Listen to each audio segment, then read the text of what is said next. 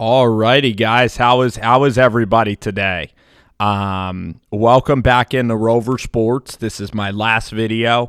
A lot of times, guys, I try to get off maybe 3 or 4 videos a time. It just kind of helps me with my schedule, and when you're in the flow of making videos, it's easier to continue popping out this style of content, the 3 or 4 consecutive videos on a given night, especially when you're home, you have the time to do it. I'm feeling really good about the picks this week. I really am. And these matchups seem pretty clear-cut on the board. The numbers are really looking good. And whenever you think that, that's usually when Vegas will get you, or when these games will get you. But I'm going to do the picks, and let's see how we do. There's 13 games on the slate. I think all the bye weeks are over.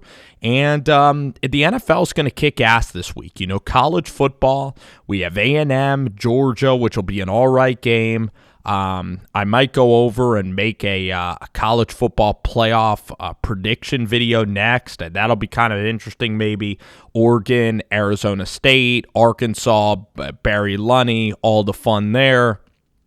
But let's go out and let's do a little bit of picks, and you guys can give y'all's picks below. And without any further ado, let's do this. All right, so the first game now on Sunday is going to be Seahawks and Eagles, all the 1 o'clock games. Seattle is still a 1-point underdog on the road. Now, a lot of people think Seattle should be favored in this spot. Seattle has a great record overall. Their strength of schedule isn't particularly good. They did just beat the 49ers, which was an impressive win, but George Kittle was also out for that game. Sanders got hurt in that game. The Seahawks are coming off a bye week. They're heading back east. It was going to be a primetime 8:30 game, which would have helped Seattle because of the Pacific time. I just look at the Eagles, and their defense is playing a lot better. Against the Bears and Patriots, the Eagles' defense, played really well. Whenever Doug Peterson lost in an embarrassing way, whether it was him losing to the Cowboys, getting crushed. He had a great follow-up against Buffalo. And for the Eagles, this is a very important game because they got the Dolphins, Redskins, Giants twice. So they could really go on a run and get close to 10-6 or 9-7. I'm taking Philly here in this game. You guys know I'm not an Eagle fan whatsoever. I'm a New York Giants fan. But I don't really trust Seattle. Everybody, the public is all over Seattle. But the Eagles' defense is going to play well. Carson Wentz, Zach Ertz, the offense. I don't think Seattle's defense, other than Clowney, is all that impressive. They have Wagner, Clowney. It's really a great coaching job by Pete Carroll because, Russell is making so much money, and rightfully so. He's taking up so much amount of their cap that their team as a whole is still not that impressive. And that's why I am going with Philly at home in this game. This is a game I love. New York Giants getting 6 points. This game should be down more to 4. I'm even going to take the Giants on the money line here. I don't even think that's a bad idea. Giants off of a bye week. Pat Shurmur shutting off the music. I just love it. I love, the Giants coming back in a revenge spot. Danny Dimes coming out here slinging the rock in Soldier Field. The depression, the distraction of benching Trubisky, not utilizing David Montgomery, Matt Nagy having a brutal second half to the season, having a brutal sophomore season in general. Is Matt Nagy. Trubisky having a rough third year. The fan base is in shambles. The team is very dicey, in shambles, not producing under Chuck Pagano in the same way. And this defense is just okay. And I think the Giants get off to a really good start. Saquon runs that football. Saquon's motivated too. Everybody's calling him out, saying, you should have sat. The season's over anyway. Why are you still playing? And he's like, F that. I'm going to play. So I think the Giants, this is the upset pick. The Giants over the Chicago Bears. And of course, we're doing against the spread. So with 6 points, I absolutely love it against Trubisky. Trubisky shouldn't be favored by 6 against your middle school JV team. He is just really struggling right now. He might be the QB of the future in Chicago. I'm not ruling Trubisky out. This is just a good spot for the Giants off of the bye week. The morale is actually decent. Got a bye week, get away, relax. Then you come back and, the mind is refiltered for your next opponent. This line has gone against me. I've taken the Panthers at 8.5. I should have waited till now. The line's going up to 10. I just think that Carolina's not that bad. I know that Atlanta absolutely killed Carolina, but Carolina's going to be motivated. Kyle Allen, a divisional game, 10 points. I think Kyle Allen isn't as bad as the interceptions. It's going to happen to a young quarterback. Carolina's going to prepare. They're going to come back. They're going to get off the mat, and New Orleans isn't going to blast them. I just don't think so. Even New Orleans against Tampa Bay, they were a little sloppy in the second half of that ball game. I like Carolina. Give me all 10 points. Steelers and Bengals, give me the Steelers here. 6.5 points for the Steelers. They win by a touchdown. You win, you make money. I'll take the Steelers by double digits. That defense comes alive again. And they've had a lot of time to shiver and get angry over the Browns game. Detroit, -3.5. Again, a game I won't be watching against the Washington Redskins. I'm just taking the Lions here. Washington, an embarrassment last week against the Jets, and they're an embarrassment altogether with the interim coaching situation.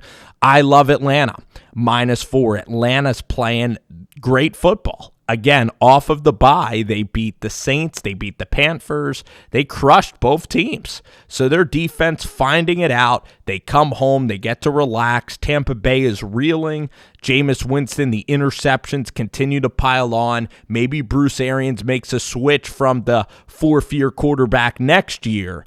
But guess what? I love Atlanta in this game. Atlanta's playing some awesome football. Matt Ryan, Calvin Ridley over 100 yards, Julio Jones, and Jameis Winston. I'm starting the Atlanta defense for fantasy football. I think they turned Jameis over a lot. Cleveland and Miami, I took the Miami Dolphins here, plus the 10.5.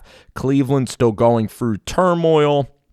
Red zone offense is a huge problem with them. The same Freddie Kitchens mess. I know the Dolphins, it's a scary game. I wouldn't play it as one of the big picks, but we're going against the spread for every game. The Jets. I actually like the Jets in this game to beat the Raiders. And of course, I'm rooting for the Raiders. I love John Gruden. Love the story of Derek Carr. I doubted Carr after week 3 against the Vikings when they were 1-2. I wrote off Derek Carr. I said Carr is not the answer in Oakland. And I was dead wrong on that. I should have waited for it to play out. He's balling. He's having a good year. But this Oakland team isn't all that consistently talented. Their defense isn't that great. And Derek Carr going to New York, going to a cold weather environment. The Jets defense playing a lot better.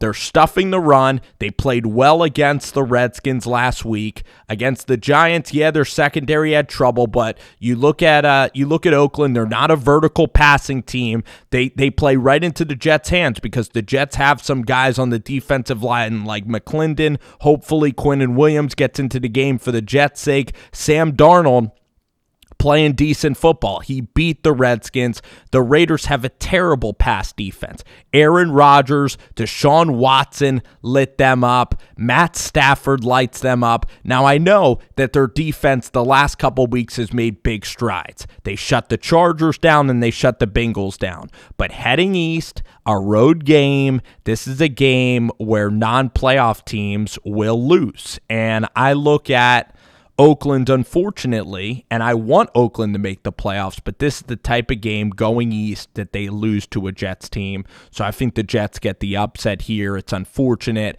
and I hope the Raiders prove me wrong, but I'm taking the Jets here. Plus the 3 is the play, and on the money line, I'm even taking them as well. This line moving towards Denver. Denver getting 3.5. Maybe the public loves Denver because they play everybody close and because they are not impressed with the Buffalo Bills. The over-under predictably is 37. It will probably find a way to go over because those are never obvious. I love Buffalo. I did a preview on this video. You guys can see that preview for the Buffalo Bills.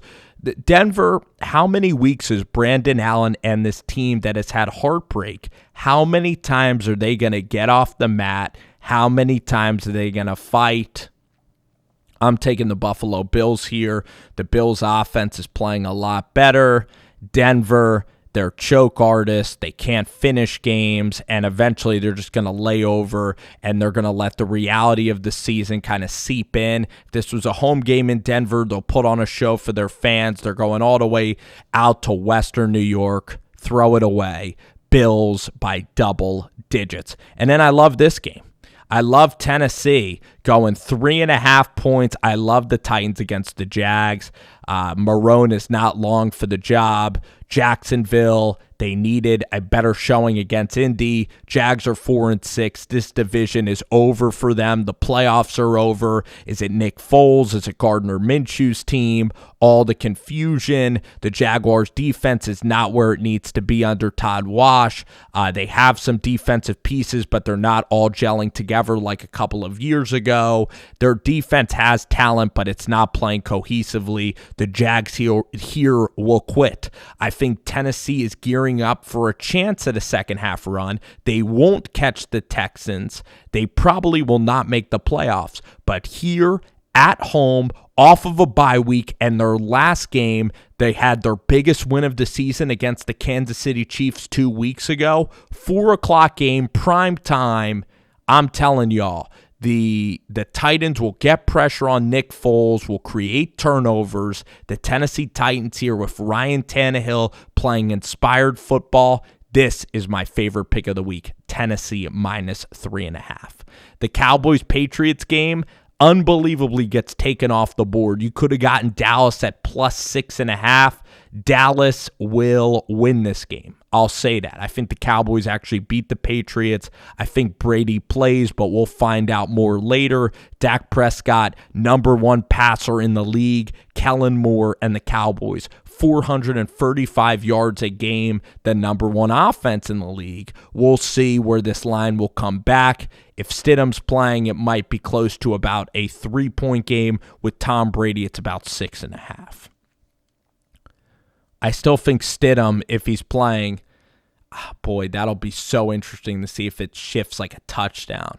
But I think the Cowboys really have a chance here. They haven't been playing well, but they've been squeaking by, and they beat the Lions. I think they'll have a good week of practice. Their defense will play their best game of the year. I really think the Cowboys, big-time game. I think that they're going to play really well up in New England. It's going to be a fun game. It's going to be a great game. 49ers, I've picked them against the Packers, and I'm going to take the Rams. A little upset special at home. Rams playing good football, beat Chicago. Lamar Jackson's absolutely fantastic this year, MVP worthy, but I'm going with the Rams at 3.5, and I'll take the 49ers minus 3 against the Packers. The Niners will run the football. Green Bay not good against the run, and the Niners running game, their zone schemes with Shanahan and Tevin Coleman, think it'll be enough to get the job done. So those are my picks, guys. Cannot wait for week 12, a little against the spread. Tell me what y'all think. Tell me your picks. Tell me where I'm wrong. Tell me where I am right. With that, take care, guys. Have a good week. Enjoy the football. See y'all.